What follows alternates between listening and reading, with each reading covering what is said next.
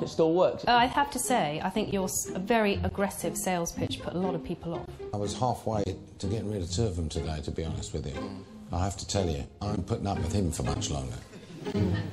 Mark, what do you think of Stuart? You're going to have such fun with Stuart on this programme. I am already dreading the bit where I meet Stuart on this programme.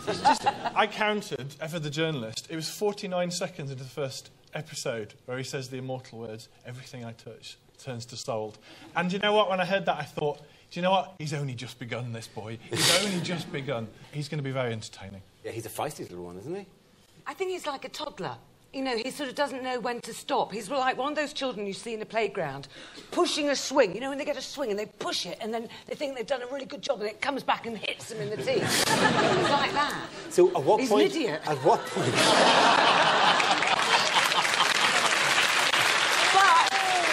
but he's only 20.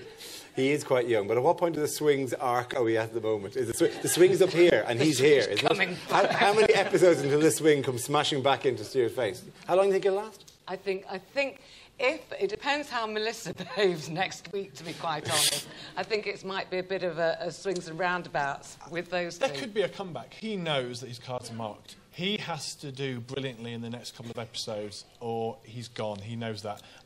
There could well be a twist in the tail here. I just hope for his sake it's actually mime he's doing as he sits there and works out his calculator all the time.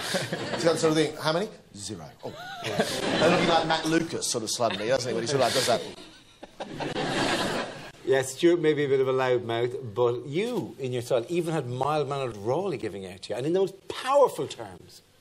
Lord Sugar, yesterday I was let down by a team leader who's like a bull in a china shop. He crashes into people, he upsets people, he was so aggressive and so thuggish with other members of his team. He just shouts at us. He just doesn't let us get on with our jobs. He was always looking over my shoulder. I wanted to sell things, and I didn't get that opportunity. It wasn't fair. It was shameful.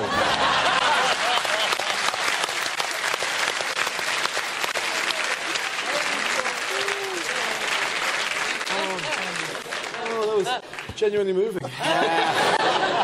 Shame, and shame on you for that. I did think that your card kind of got marked with Lord Sugar really early on in this particular exchange.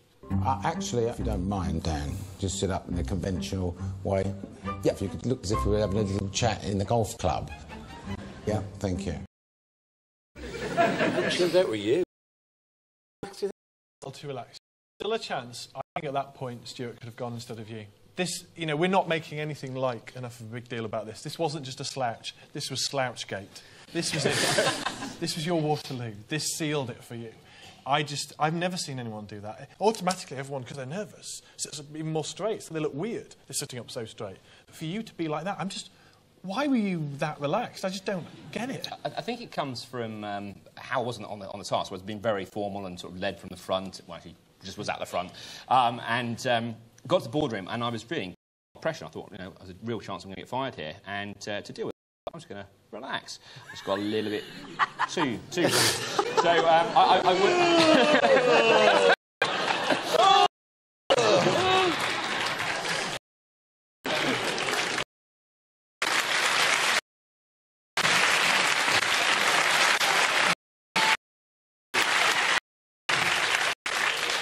I intend to maintain a certain minimum standard. Though. Can be too relaxed in situations? Is it not a bit relaxed with the boss? If you're going to go home, it's difficult, isn't it? The leg cross was hilarious. I could just see your knees sort of popping up above. You've not done enough. Let's hear what the boss and your... Dan alienated all of his shouting out orders and not doing anything. He dictated with a very loud... Don't fuck me off and go covered. The way that he demeaned people. Fucking patient. He just had no ideas about the strategy we should take to selling. What was Dan doing? If anyone said anything? In the end, he was just a bit apart. If he felt that was the way you motivate people, then absolutely off beam. Dan had to go. Now, Dan, we know your ups and downs in business. Can you... Well, I think I should have been fine. The way I tried to lead that task was to get people around a common objective to go and try and achieve. The way I went about doing it to perhaps with perspective of the way I do business is built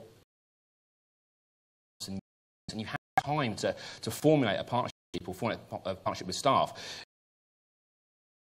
and get it to market and actually deliver. So it's not the way I do business in across there. I've certainly learned from that, and you see that sort of.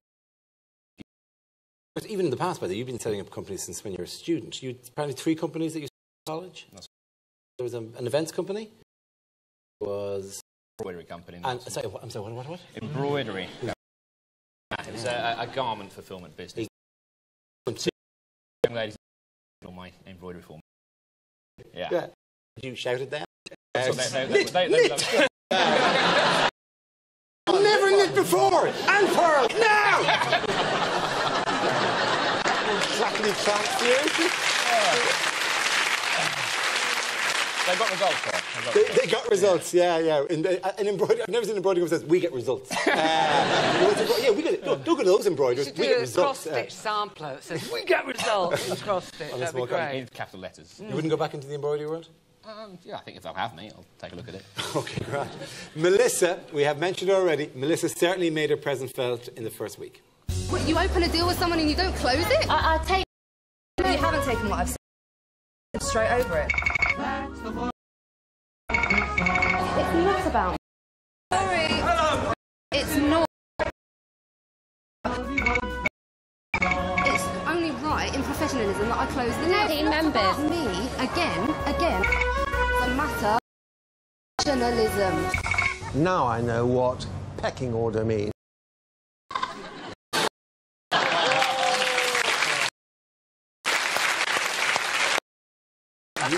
You must be more shot thinking she to go. I don't know. It was when somebody said, what sort of breed of chicken are you? She said, free range. They're so confident as this person. She doesn't show. I love them great. So you think she's going to be for a while? I think she is. Like to really get amongst it and really fights for what she thinks about.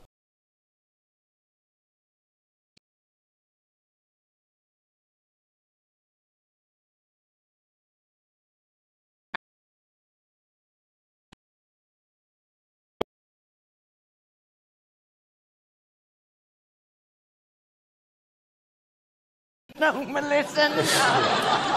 Oh, God in heaven. I find myself just terribly embarrassed every time she opens her mouth because just rubbish comes out. But thank God she was there in the girls' team because everything was so nicey nice and they all got on so well and everything was harmonious and high fives. So to have her shaking it up, and she just sensed a weakness in Joanna and she exploited it relentlessly, time after time after time. And that was the only air of tension in that group, and it should, well, I imagine it will resurface on many occasions, but they probably need her. They probably need, sometimes she's going to ask them questions and they're going to need to come up with damn good answers because she knows what she's doing. Well, she was the one who said, let's go gourmet, because they talked to the guy and he told them that's probably the better market direction to go in, and she pushed it. She argued them into doing it. Don't dismiss it. Listen to this guy. If you're going to go to the trouble of asking him, actually listen and act upon what he says, and she did. Did you have much experience with Melissa? I actually really like Melissa. She's one of the few girls I actually met, and I thought she has got a really good chance of doing well here. I really liked her, but having seen the VT back, we've probably seen quite similar in terms of personality now. Yeah, I can see why, yeah. She's a kindred spirit. Yeah, it's fine. Finally, so many things like I do. Shouty, shouty, shouty. It's going to be great. Like, we get on really hugely well. 2 candidates who got off to a great start are Liz and Stella. Our outlay for lamb is about 140 quid. Yeah. We think that you're going to make 90 trays. Yeah. That's 90 packs of 6 sausages. Brilliant. Okay? So 36 times. 36 times. Yeah. Per pack, our cost is £5.24. It should be £3.30. Stella and Elizabeth are hot on the figures. Thank you very much, Nick. Did you have anyone doing that, John? No. I mean, Chris should have had that job, and it took him He's an investment banker, apparently, and it took him about 2.5 hours to work out what our price per pack would be to make sure we made a profit. So I was a bit worried that we had the wrong guy doing the figures for us. I think the girls are fantastic, aren't they? They've done so well across all the areas of that task. They work together. I just wish I'd been a girl for that task. You were at times. Yeah. Back to you, Dan, however, back to you, Dan, at this stage. And for the dreaded vote, we'll go first, I think, to you, John. John, do you think Lord Sugar was right to fire Dan? Yes, I do. Actually, I think for the management style, I think absolutely. And I'm sure that actually the cameras came on, you're in a very, very pressurised situation, and you tried to put out all the stops. But, you know, I think the swearing and the shouting was just a little bit over the top. Yeah, so sorry, Mum, for the swearing. Yeah, I think it's what I've done. OK. Jenny? I think you and Stuart should have gone. I think you should have shared the blame, and then you wouldn't feel so on your own now. Mark? Dan, I'm sorry, but you messed up. You really messed up. I can see where this is going. Yeah, I can see. We haven't even got to them yet. OK, these are the rules. Your turns, please. Your cards at the ready. If you agree with Lord Sugar, hold up fired. If you think you got it wrong, hold up hired. Is that the worst environment ever? That is a record. That must be a record percentage. Yeah, I do see a block of green up there. Is that be family and friends by any chance? Yeah, big wave. Hello, Dan's family. Good to have you. Good for you. No, yeah, I'm afraid that is. Unfortunately, they passed their judgment as well. My commiserations on that. We didn't have long to ponder what to give you for your management style. We thought that the only thing we could really give you would be really old school. Our only advice is if you use it like that, it'll be a lot more effective. That's for you as a gift from us. Thank you very, very much. Thank you so much.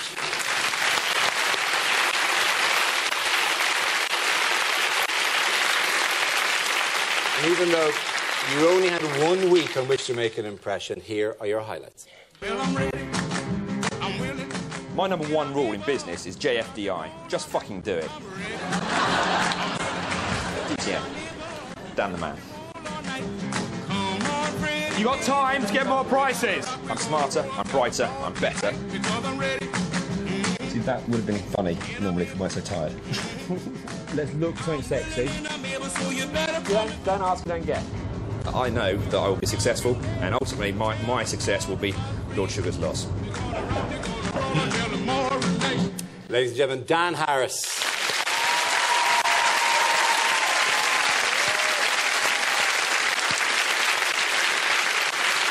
Well, that is the first firing under our belts. Thanks to all my guests. Dan will be on BBC Breakfast tomorrow morning, and there are exclusive clips and interviews, along with links to other social media on our website, bbc.co.uk/apprentice.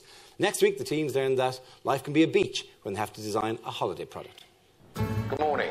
You may be wondering what you're doing at an airport terminal. I've got an idea. Have you got any where you have like a bikini top which has like the tassel bits? The most embarrassing thing I've ever done in my whole life. If you look at the 2 U's, they've got 2 little eyes, so they look like smiley faces. This is a bit like having a baby. Bullshit. Yeah, can I say please? A bunch of bloody amateurs. Until then, good night.